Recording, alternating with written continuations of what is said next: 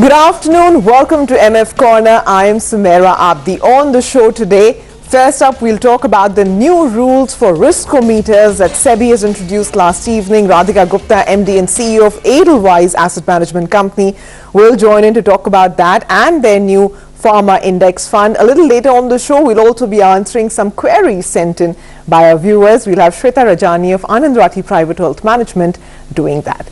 But first up, I want to talk about these new rules that have been introduced by SEBI.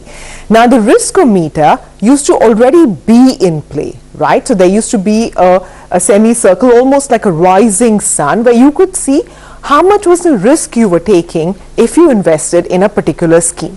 Now what has happened first is that the scope itself has been expanded to make it more representative of risk, and therefore there will be a new very high category that will be in play from the 1st of January 2021.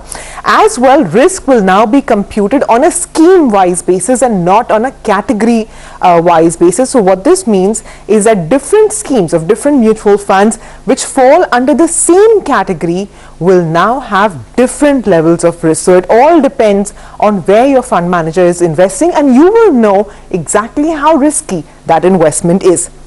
For debt funds, what used to happen is that duration funds had no criteria in terms of what's the credit quality they could invest in. Now that will come into play. Credit funds had no criteria in terms of the duration that they could invest in. Now that will get married as well. All debt funds will now have this newly introduced liquidity risk factors as well that they will have to now adhere to. So there will, there's a grade scale which will be introduced of 1 to, in some cases, 6, 8, 9, in some cases 12, and on the basis of how risky or where that investment falls on that grade scale, there will be scores given to the underlying of each mutual fund, and a simple average of those scores will be taken to find out exactly what is the risk level of your fund. So likewise, this is for debt, for equity as well.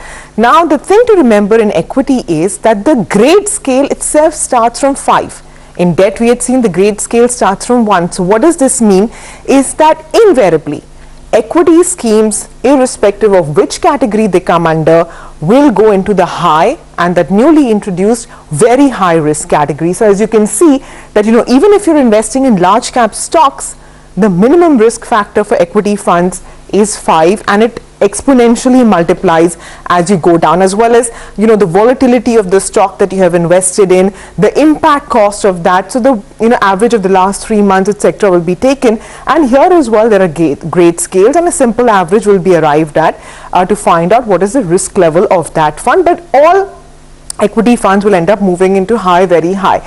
They've also given down risk levels of several other categories.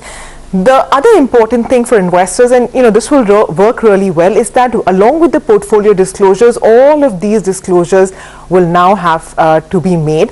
As well, the annual change in risk profile of a fund will now be available to all investors. So you'll be able to see whether your fund manager has started taking riskier bets, or conversely, has your fund manager become more conservative? Are they stable? So basically, you'll be able to know exactly how things have progressed, and therefore be able to better judge what your investment or what the impact on your investment could be.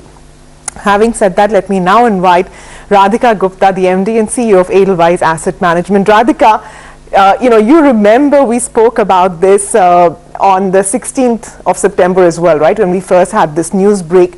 Now that the rules are official, do you see them being easily implemented? One, what will be the effectiveness, and especially when the entire equity basket moves into high, very high, will that sort of spook investors?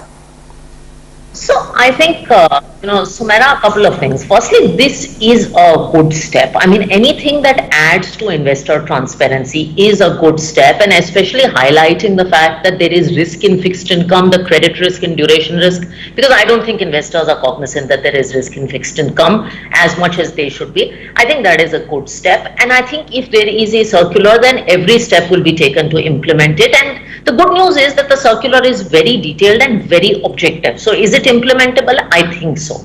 As far as effectiveness, and I think I said this on the 16th of September, I think the success of this circular is in how much investors and advisors look at those risk disclaimers. It's all good to have high risk and very high risk, but what does very high risk mean versus what does high risk mean? The old half sun used to exist too, but I don't know how much investors looked at it. So the urge is that investors actually look at it and spend less time looking at just the 1-year return statistic, which I believe they spend too much time on, and actually look at some of these disclosures that SEBI is putting out. If they do, you look at these disclosures, look at the annual change in risk and ask questions of their fund managers, I believe it can be a very useful tool. Okay, now Radhika, let's talk about the NFO, right? Because first, let me get the name right because it's quite a mouthful. Edelweiss MSCI India Domestic and World Healthcare 45 Index Fund. This is an index fund, right? And we've seen a slew of NFOs come in for ETFs, now index fund, and of course, this marks the entry of MSCI into India. Do you really think there is such a big future for at least thematic index funds or thematic ETFs? I mean, isn't it too far away? Some of them have market share of just 0.1%, 0.2%. Is it worth your while? So it's a good question, and I think our idea is to open up options. This is the first thematic index fund in the market. What has existed so far as market size, Sumaira, if you look at the actively managed sectoral and thematic fund space, that's probably 80,000 to 90,000 crores. So is that a big market? Yes, I think that is a big market. And in that category, the reason we chose to go passive, and for us, this is also the launch of our equity passive business, is that in thematic funds, we do believe alpha generation is going to be tough. The universe is actually pretty narrow in terms of thematic funds for what a fund manager can select from. And you see that in the data. So that's one. And secondly, with an index fund and a passive approach, you can bring a lot to the table that an active fund cannot bring. You mentioned that the name is Indo Global. It's very difficult for a fund manager sitting in India to pick global stocks. But with someone like MSCI and with the role of an index, I can actually give investors global exposure, which is very, very important in healthcare. I can make sure that the product is a lot more true to label. You don't have that SEBI rule of going 20% outside the theme. So I think it's an efficient way for people to get exposure to thematic ideas. And we were talking to MSCI also yesterday, and thematic investing is increasing among retail investors, not just in India, but also in Asia. So people are looking to take exposure to secular themes in small bits. ETFs have existed, but you've also highlighted the challenges with ETFs in terms of demat account, etc. Hence, we thought the index fund route. Okay, fair enough. I'll tell you, I have two problems with the, one is with a thematic fund and the other with an index fund. With themes, the problem is that, if I as a retail investor know that pharma is a big theme, so does my large cap fund manager, so does my mid cap fund manager, right? So am I not double doing what they are doing? The other issue is that, and I'd love to hear what you think of it, is especially in the pharma space, companies are besieged by these US FDA issues, sometimes the Indian regulators, UK regulators. Is an indexed fund therefore really the right way to approach pharma investing? I mean, shouldn't that require expertise from a fund manager to be able to deftly navigate these situations?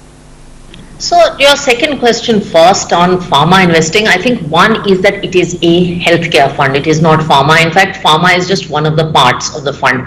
Now we think that pharma, and this also touches on your first question, it's not, when you think of thematic, it's not a narrow sector. It is actually a secular story, and it's a story that has done well in the last 6 months, but over the last 5 years, it has been an underperformer. You are right, a lot of Indian pharma companies have had issues with the US FDA. We believe that period is over. Some of the pricing challenges that existed in the US are also over, but keep in mind our fund doesn't just cover pharma. So it covers US companies in India with subsidiaries which are like FMCG and character, generics, it covers diagnostics, and it covers the whole API space. So 70% of the fund covers that space, and then 30% covers sort of the path-breaking research that is happening in biotechnology and pharma overseas. So I think that's the scope of the fund. It's not restricted to just Indian pharma, which we believe has also come out of some of its more challenging days.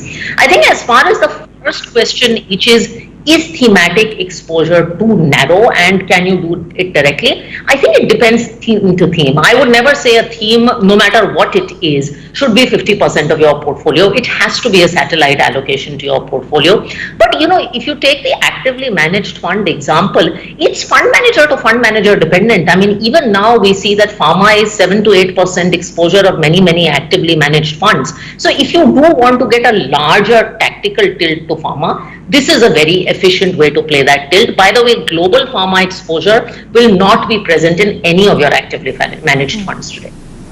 All right, Radhika, as always, a pleasure talking to you. Thanks very much and all the best with your NFO. Thanks, Mera.